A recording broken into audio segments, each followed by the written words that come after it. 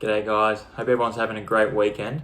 So today I'm going to talk about my last couple of months living in Ballina. So I was up here for a quick contract, doing some work here. That's come to an end, just given it's Christmas time now, and I'll take back off to Sydney. So what I thought I would do is talk about some of the tips and things I've learned over the last 2 months living here and fishing here probably every second day, which has been awesome. Working so close to the water, it's great, and I guess you increase your experience quite quickly when you are fishing so frequently. I used to fish probably once a week, once every fortnight maximum, so it's nice being able to fish so commonly, and you can really, improve your learning skills quite quickly. So what I'll talk about is the fishing gear I've used, the species that are most common in Ballina, the areas to fish, and I fish all land-based, just given the fact I haven't got a boat at the moment. Hopefully we'll get one in 2020. So that will change, but they're the main things I'll try and address today. And also our favourite lures as well, which is pretty cool to talk about, because I've definitely had a couple of standout lures and a couple that haven't really done too much for me. But yeah, tune in and we'll go from there. So let's talk about the most common species in Ballina. So I myself normally fish for bream, flathead, jewfish if I can get them, and most of the typical river species. So I'm mainly targeted bream in Ballina just because I was land-based. I was structure fishing quite a lot, and so that was the most common species I caught, which makes sense. If you're targeting it, hopefully you can try and catch more of them. Also as bycatch, caught a lot of flathead, and also caught a lot of perch, the Moses perch, and also I caught some bycatch luderick as well. So I guess, like I said, the structure I was fishing mainly around like boat holes, jetties, and areas like that. Also some sand flats as well. So typically, given any estuary, you're going to find those species there. I would say, given that fact, where I fished in the past, I feel like Ballina holds quite a lot of good bream and also sizable bream, especially around those jetties more in particular. And on a running tide, a full moon, it's crazy. Those bream switch on. I'm not sure if that's just here. I typically fish that tide in most areas with a lot of success, but I've just found it's duplicated itself twice. Is on the running tide, full moon, you can definitely get yourself some good bream, and it's awesome fun. So if you can match that up, definitely give that a shot. So just tapping into the bite times. So like I said just before, full moon, running tide for bream, awesome. Typically I like to fish a running tide for bream, and just the spots that I fish, it suits the running quite well. I'll cast my lure past a pontoon or a jetty and let that float back towards where I'm standing, and it just works out well for where I'm fishing, just given the structures that I am working around. You could probably do similar to a run out tide, but at the same time, just the areas that I'm fishing, it works better for the structure I'm actually trying to get my lure into. So that's probably one of the better bite times. For flathead, I found them biting quite well on the high tide, just because that water fills up a little bit more. You can cast around the flats a little bit better, and there's probably just a little bit more water to play around with. With whiting, I didn't target them too much, but I did have one spin one afternoon, caught a couple of small ones, nothing huge, and that was on a flat low tide. So with that, I'll take that information for a grain of salt, just given the fact with whiting I haven't done heaps of fishing. I heard on the low tide they're more of a chance, or on the run out when the water's starting to clear out, just so you can wade the water a little bit better and have more access to casting. But that's what I'll probably say in terms of those species. So what gear did I use in Ballina? The majority of the time I used 4-pound line, 4-pound leader, and I should have just left it as that, to be honest. I played around with 8-pound line and 8-pound leader if I was going for flatties in particular, but in saying that, it just made quite a big difference. So the lighter line, it just attracts more bites, the line sinks a bit quicker, further casting. There's a majority of reasons why I should have just used that. And the areas I was fishing around, I got busted off quite a bit, but at the same time, as soon as I put the heavier line on, I noticed the bites just decreased so significantly. And at the moment, the water's been really clear, and around Ballina in general, the water's quite clear. It's quite a clean area, which is really nice. But with that, I think the line definitely is a bit more visible to the fish. So I want to use as light as you can go. If you're fishing for flatty, maybe try and push up to 6 pound, 8 pound, like I said, max. If you're fishing much heavier than that, going for just those basic river species, you're probably going to decrease your bites quite a lot. Obviously, if you're going for big Jews around the rocks, use common sense and go heavier, but the lighter the better, 100%. Typically, the hooks I was using was a size 2 hook when I was going for the brim, size 1 to 1.0 when going for the flatty on the lures. I even went up to a 3.0 hook with a, I think, half-ounce jig head when I was fishing around the north wall there, just because the tide was so quick. And trying to get the lure down to the bottom, you have to try and, I guess, get it down to where the fish are. So if you're using quite a light jig head, you're not going to get yourself on the bottom and probably, decrease your chance of getting some bites. So that was the main gear I used. The rod I was using was a 2 to 4 kilo most of the time, or 1 to 3 kilo.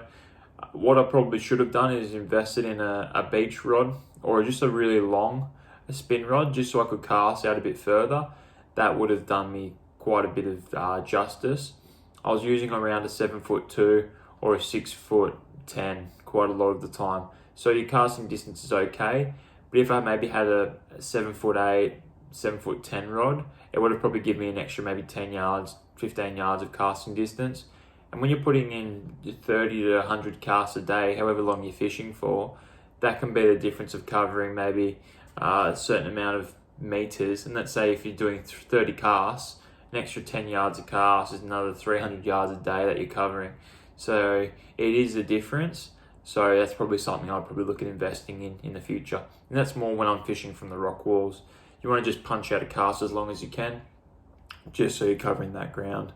So my favourite lures I use fishing in Ballina, I've got 4 favourites. So the first was the Gulp Crabby Camo, that was in 2-inch. I've also had the Eco Gear SX40 in the 338 colour, which is a silver colour. I had the Squidgy Wriggler in the bloodworm colour. And I would advise having a jerk minnow or a paddle tail plastic in white. That was when I used that in North Wall through the wash there. That works really well. So firstly, the Gulp Camo, I use that on mainly 1/40th of an ounce jig head up to maybe 1/24th of an ounce jig head, casting that underneath boat hulls, jetties, pontoons, and it works an absolute treat for the bigger brim. I think just the colour matched the hatch really well. A lot of the crabs around the area are that sort of darky green, darky sort of red colour, so it does reflect the crab quite well. And when fished ultra slow, the brim just peck at it and then pick it up, and as soon as they pick it up, they just go mayhem. So I have a lot of videos on my Instagram, Billy_Troy_fishing, where I've just got done by these big brim. And even one completely bent my hook, so it was like a right angle. So they're awesome to fish with, and super light gear as well. So it's adrenaline rush, which is cool. So definitely check that out. So also Squidgy Wriggler, that was more for my brim, and also my flatties. Flatties love those, especially on a light day.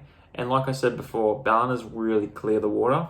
So when that lure's just slow rolling and it's got that tail just twiggling away, the flatties love that. So if you're after a feed of flatty, that would get you those decent plate size fish, and you have a really good time fishing those. And I'll be using maybe 1/8 of an ounce, and that will give you a really good coverage of depths, and also getting you down to the bottom quick enough.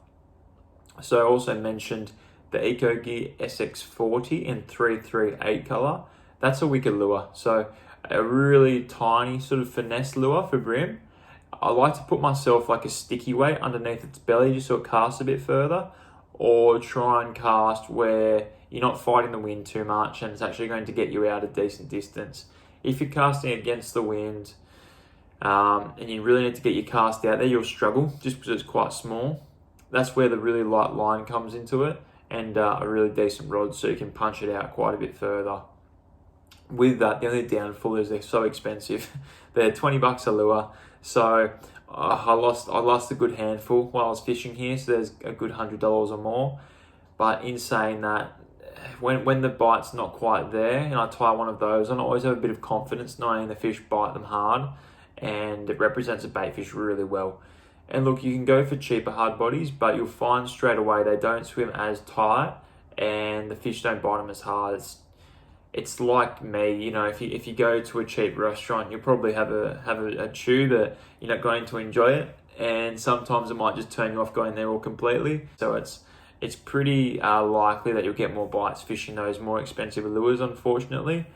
If you are strapped for cash, I'd recommend just going for your gulp crabby plastics, really light jig head. You'll get tons of fish doing that, a lot of brim, a lot of flatty, and super good fun. It's even really good for kids because you can just cast it out there. They can twitch it if they want to, they can leave it if they want to. It's a really nice lure to cast out there. And also I mentioned using a white paddle tail or a jerk shad. So that just represents like probably a white bait or a decent sized bait fish getting around. I found the flatties really jumped up on them. That was in the wash around North Wall in Ballina.